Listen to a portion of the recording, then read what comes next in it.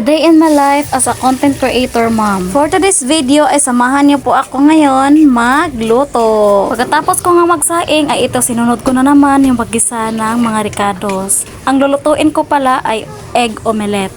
Inuna ko munang gisahin yung mga ricados, pagkatapos iniligay ko ang itlog. Sibuyas at kamatis lang pala ang aking inilagay dyan ng mga ricados. Ito nga palang niluluto ko ay pang umagahan namin. Pero aabot ito ng pangtanghalian. Kasi for sure naman na may matitira ito sa pangumagahan namin. Marunong kasi kaming magtipid ng ulam at magtangidyo lang. Tagsim lang tayo guys. Para aabot ito ng pangtanghalian. Napakamahal pa naman yung mga bilihin ngayon. So kailangan natin ay magtipid-tipid tayo guys. O ayan guys, nahirapan po akong magbaliktad ng itlog. Kaya hindi ako naka-video. At nung nakabaliktad na at naluto na ay hinango ko na at nilagay ko na sa plato. At pagkatapos kong magluto ang itlog ay inisunod ko na naman itong lutuin yung mga tuyo. O diba guys, tipid tayo ngayon. Tuyo at itlog lang ang ating ululamin ngayon. Itong tuyo naman guys ay hindi lang to aabot ng pangtanghalian namin. Aabot pa ito ng mga ilang araw o kaya isang linggo.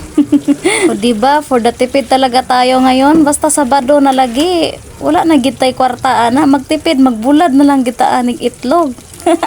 Pero bukas guys ay maghumba tayo. Ay charot lang oy, kasi sahod ngayon ni Mister, kasi Sabado ngayon. Charot lang yan guys, joke lang tayo. Hindi naman kami mag-uulam ng humba oy, kasi nalalato na kami sa humba. Giluod na kami sa humba guys, joke lang. Natatawa ako sa nalalato guys. So ito guys, nakapagisa na ako ng lamas para sa ilalagay ko sa tuyo at ito nilagay ko na sa tuyo.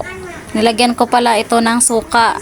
At pagkatapos guys ay ito, kakain na kami. Binindiwan ko lang itong ulam namin. Magpaibog rin ko sa bulad o itlog guys. So ito guys, kumakain na kaming tatlo. Kami lang tatlo guys kasi pumunta na sa trabaho si Mister. Guys, habang nagpapakal ako dito guys, ito namang dalawa kong anak ay for the chika-chika lang ang ginagawa. Hindi kumakain ng maayos. Kaya itong lalaking anak ko ay sinubuan ko na lang kasi hindi na kumakain ng maayos guys.